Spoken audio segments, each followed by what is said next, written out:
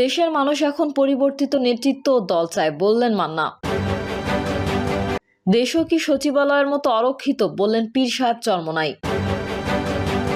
শেখ হাসিনা ও তার দোসরদের নথি চাওয়ার পর সচিবালয়ে আগুন বললেন রিজভী। শেখ হাসিনাকে ফেরাতে ভারতকে চিঠি অন্তর্বর্তী সরকারের তীব্র প্রতিবাদ আওয়ামী লীগের। এবং সর্বশেষ জানাবো ভারতীয় খাসিয়ার গুলিতে বাংলাদেশি কিশোর নিহত। এতক্ষণ শুনছিলেন সংবাদ শিরোনাম, এবারে বিস্তারিত। তবে তার আগে অনুরোধ থাকবে আমাদের চ্যানেলটি সাবস্ক্রাইব করে বেল আইকনটি ক্লিক করুন। দেশের মানুষ এখন পরিবর্তিত নেতৃত্ব ও দল চায় বললেন মান্না। নাগরিক ঐক্যের সভাপতি মাহমুদুর রহমান মান্না বলেছেন, রাজনৈতিক দল যদি কেবল দখলদারিত্বের রাজনীতি করতে চায় তাহলে দেশের কোনো পরিবর্তন হবে না। তিনি বলেন, দেশের মানুষ এখন পরিবর্তিত নেতৃত্ব, পরিবর্তিত দল ও নতুন ধরনের রাজনীতি চায়। মান্না বলেন, জেনজির আন্দোলনের মূল কথা ছিল বিষাক্ত ও আপোষমুখী জীবনযাপন থেকে মুক্ত। সাহসের সঙ্গে সরকারের নির্মমতার বিরুদ্ধে দাঁড়ানোর চ্যালেঞ্জ নিয়েছিল তারা। নাগরিক ঐক্যের সভাপতি বলেন, বিএনপি সহ অন্যান্য রাজনৈতিক দল সাহস দেখাতে পারেনি বলে আন্দোলনের সময় মূল নেতৃত্ব ছাত্র জনতা গ্রহণ করেছিল। তখন কোনো রাজনৈতিক দলই আন্দোলনের মূল ধারায় ছিল না। এটাই ছিল একটি বিরাট বৈশিষ্ট্য। আন্দোলনে মানুষের আকাঙ্ক্ষা ছিল শোষণ, নির্যাতন ও বৈষম্যহীন একটি নতুন দেশ গড়ার। অন্তর্বর্তী সরকারের প্রধান উপদেষ্টা ডক্টর ইউনূসকে উদ্দেশ্য করে তিনি বলেন, আপনাকে যে দায়িত্ব দেওয়া হয়েছে সেটা আপনি একা পারছেন না, সবাইকে সঙ্গে নিয়ে কাজ করতে হবে। একতাই দেশ গড়ার মূল মন্ত্র। একপাক্ষিক উদ্যোগে কোনো অগ্রগতি সম্ভব নয়। দেশও কি সচিবালয়ের মতো অরক্ষিত বললেন পীর সাহেব চরমোনাই। সচিবালয়ে অগ্নিকাণ্ডের ঘটনায় ক্ষোভ ও উদ্বেগ প্রকাশ করে ইসলামী আন্দোলন বাংলাদেশের আমির মুফতি সৈয়দ মোহাম্মদ রেজাউল করিম পীর সাহেব চরমোনাই বলেছেন, সচিবালয়ে অগ্নিকাণ্ডের ঘটনা দেশের মানুষকে ভাবিয়ে তুলেছে। প্রশ্ন দেখা দিয়েছে, দেশও কি সচিবালয়ের মতো অরক্ষিত।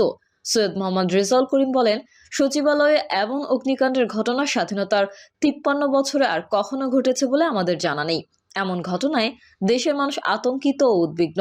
দেশের প্রশাসনের কেন্দ্রবিন্দু সচিবালয়ে অগ্নিকাণ্ডের ঘটনায় গুরুত্বপূর্ণ নথি যদি ধ্বংস হয়ে যায় তাহলে বাংলাদেশ কতটুকু সুরক্ষিত, জনগণের মনে এমন প্রশ্ন দেখা দিয়েছে। পীর সাহেব চরমোনাই আরো বলেন, গুরুত্বপূর্ণ মন্ত্রণালয় যে ভবনে, ওই সব ভবনে অগ্নিকাণ্ডের ঘটনা পরিকল্পিত হতে পারে বলেই অনেকের আশঙ্কা।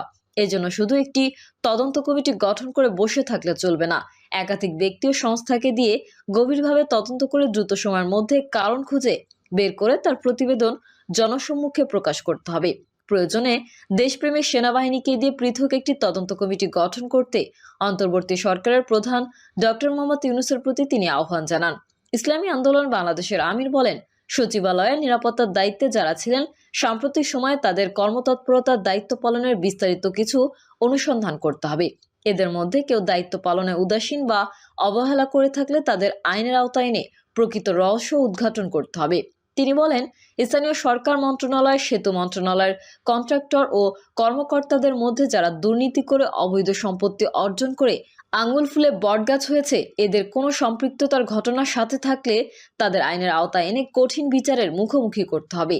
পীর সাহেব চরমোনাই দেশের গুরুত্বপূর্ণ ও স্পর্শকাতর সকল স্থাপনায় নিরাপত্তা আরও জোরদার ও নিশ্চিদ্র করার আহ্বান জানান।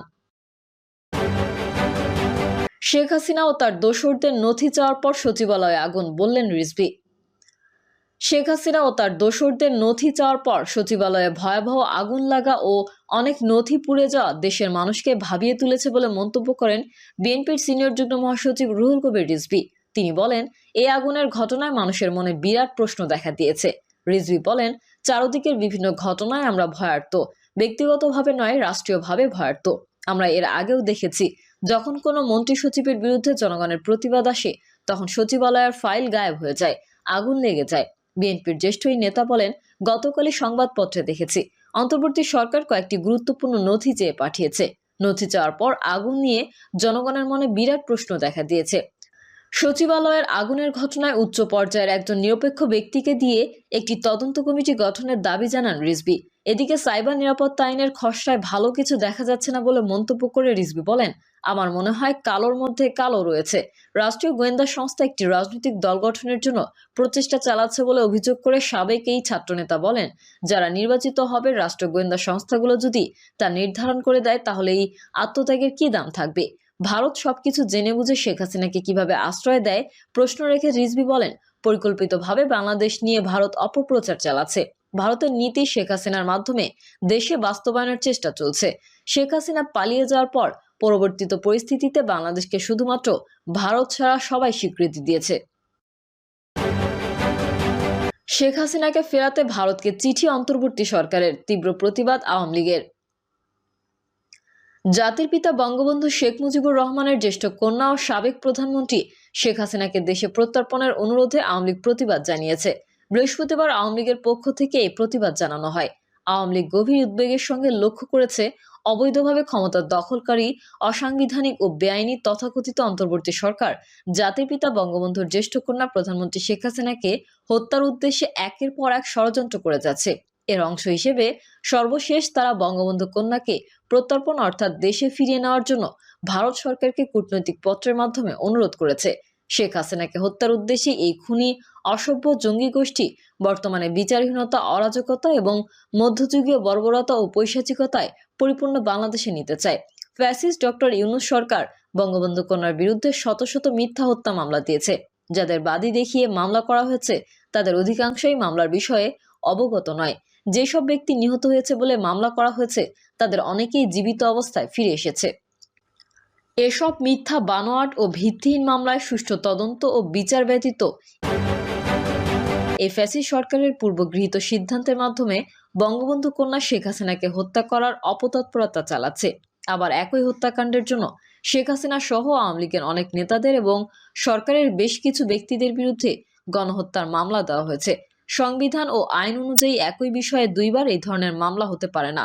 শেখ হাসিনার বিরুদ্ধে গণহত্যার মামলা করা হয়েছে মূলত 1971 সালের যুদ্ধাপরাধী, মানবতা বিরোধী অপরাধী এবং গণহত্যাকারীদের বিচারের প্রতিশোধ নেওয়ার জন্য। কারণ শেখ হাসিনার নেতৃত্বে আওয়ামী লীগ সরকারের সময়ই এই বিচার সম্পন্ন হয়েছিল। তারা বিচারের নামে ম্যাটিকুলাস ডিজাইনের অংশ হিসেবে শেখ হাসিনাকে হত্যা করতে চায়।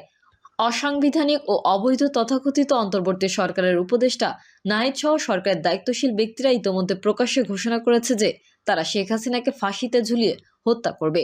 আওয়ামী লীগ মনে করে, জাতি হিসেবে এটি আমাদের জন্য অত্যন্ত লজ্জাজনক ও বেদনাদায়ক যে স্বাধীনতা বিরোধী, যুদ্ধাপরাধী এবং চিহ্নিত সন্ত্রাসীদের দেশে ফিরিয়ে এনে বিচারের লক্ষ্যে বঙ্গবন্ধু কন্যা শেখ হাসিনার উদ্যোগে 2013 সালে ভারতের সঙ্গে বাংলাদেশের প্রত্যর্পণ চুক্তি স্বাক্ষরিত হয়।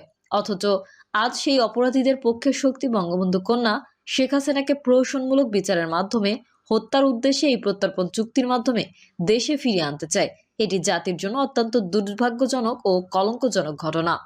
আওয়ামী লীগ মনে করে, অসাংবিধানিক ও অবৈধ তথাকথিত অন্তর্বর্তী সরকারের এই প্রত্যর্পণের অনুরোধ দুই দেশের মধ্যে সম্পাদিত এক্সট্রাডিশন ট্রিটির আলোকে কোনো গুরুত্ব বহন করে না। কারণ রাজনৈতিক কারণে মিথ্যা